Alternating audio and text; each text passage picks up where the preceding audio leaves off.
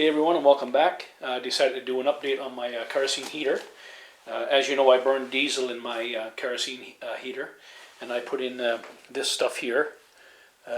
It's a conditioner, and I also use isopropyl alcohol. But I failed to be doing something lately, and I need to show you. I have gloves on because my mantle is still a bit hot in the chimney here.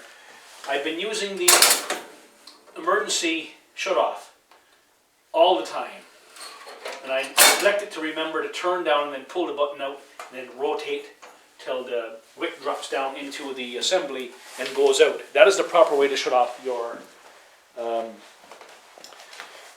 kerosene heater. Now, because I was doing that, I ended up getting a little bit of carbon buildup on the wick. So I'm going to remove the chimney here, the mantle, whatever they call it. I don't think it's too hot. It's been off for a few minutes now. Just be careful. Remove it, put it to one side. I'm going to show you how to fix your wick. Now, everybody has a different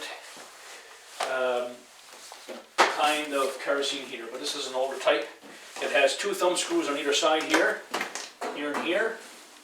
Has one in the back, and that allows this mechanism, this housing here on the top, to come off. I'm going to remove the batteries. I don't think I need to, but I will anyway.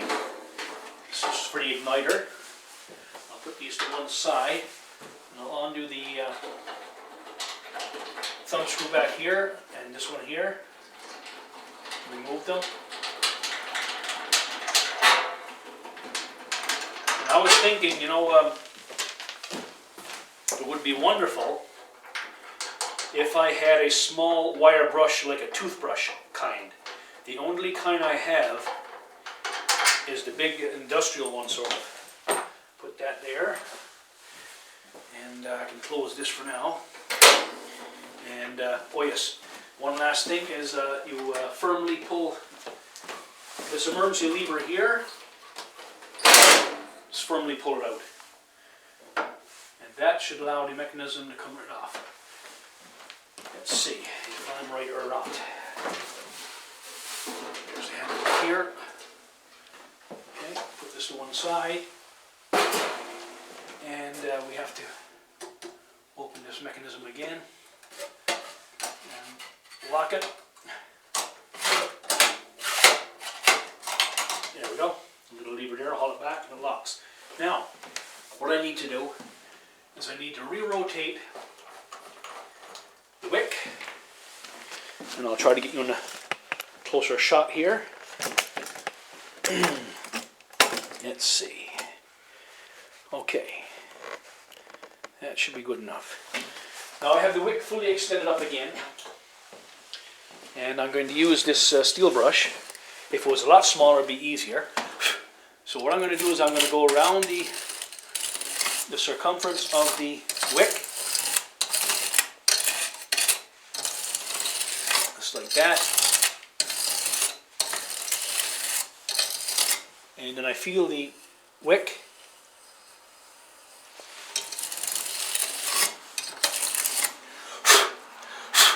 you can use a vacuum or you can use compressed air to clean it up. Yes, feeling good already. Okay. I think we'll go with that. Put my brush away. It was just a small bit of carbon buildup on the wick there. I should have zoomed in and let you see it.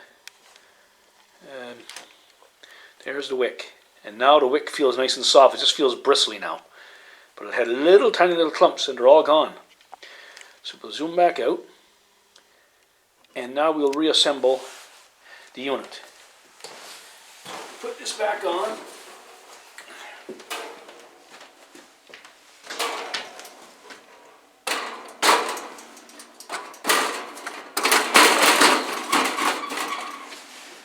Okay. The battery compartment stays on with the unit, but so it doesn't need to be removed. We put our thumb screws back in. Try and locate the holes. There we go. Thumb screw one.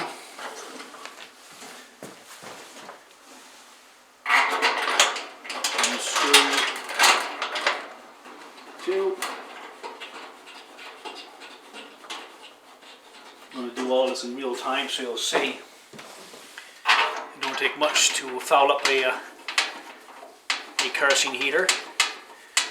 And it wasn't because I was using diesel. Trust me on that one. I'll reinsert the batteries. The batteries could have stayed in there by the way, in my unit. Is that still hot? Yeah, it probably is, but let's see if I can be a tough guy here. There we go. Open the lid. Oh yeah, I gotta do one more thing. This here. Find that mechanism. Once you get it in the center here, you just pass it through. Come on, Andy, you can do this.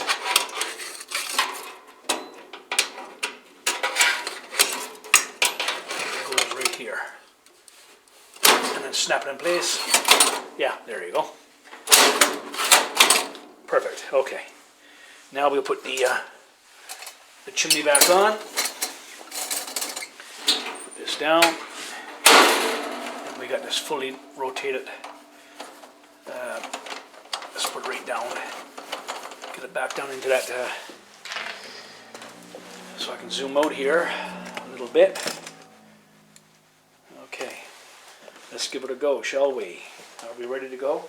I think we are.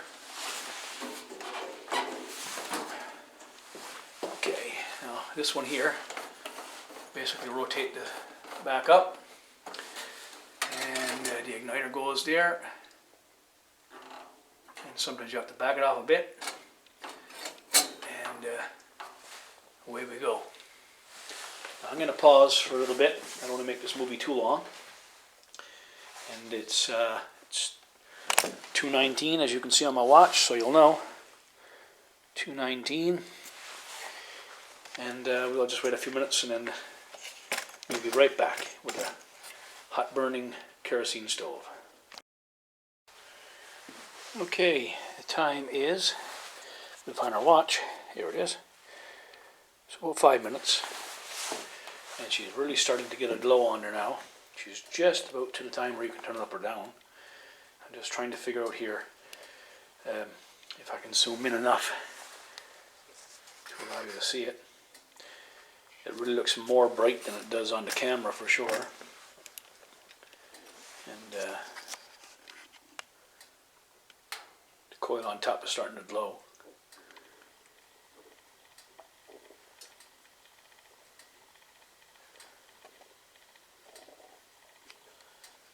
Already putting out the heat. Nice and warm. I don't know if you can see the glow on the ring yet. Yep, I think you can. Just it's looking really good. I'll lower this down. Oop. So as you can see, you'd have to take my word for it. I mean, it's burning very, very clean as far as I'm considered. Even the diesel on my hands, I mean, you know, it smells like kerosene. It is what it is. But it's $35 for less than 10 liters here in Newfoundland. And 10 liters of diesel fuel, it's a little over $13. And I worked it out, I think it's about 5 cents worth of isopropyl alcohol. And that's it. And that gives you, well, I got a tank here.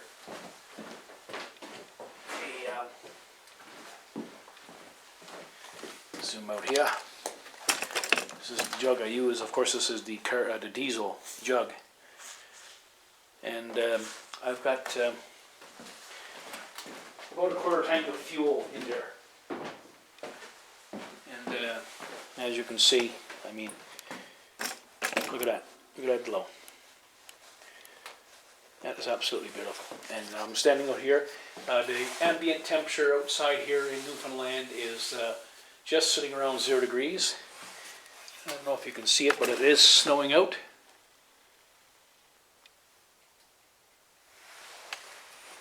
And I'm in a shed here, 16 by 20, and I'm standing up in front of this and I'm just saying, wow.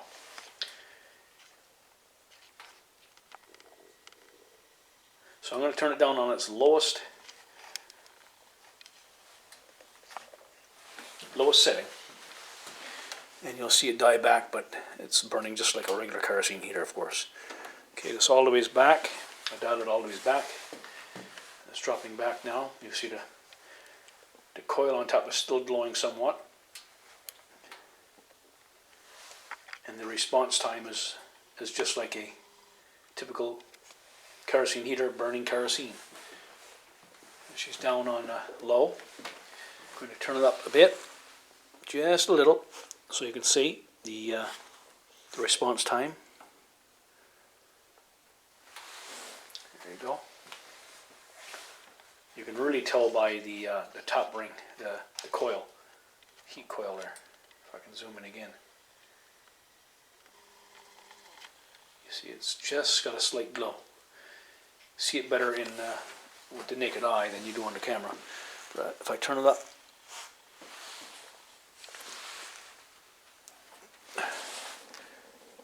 back she comes.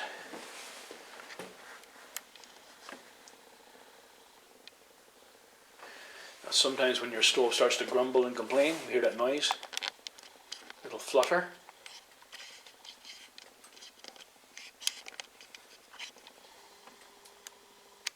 This is what you do.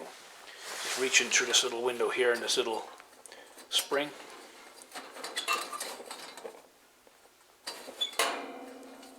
Just make sure it's sitting right over the fire. That sometimes takes care of that problem. But yeah, beautiful and warm.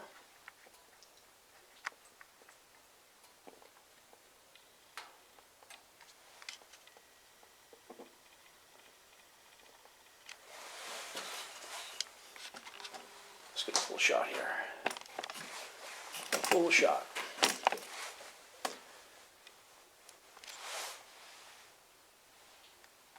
Thanks for watching.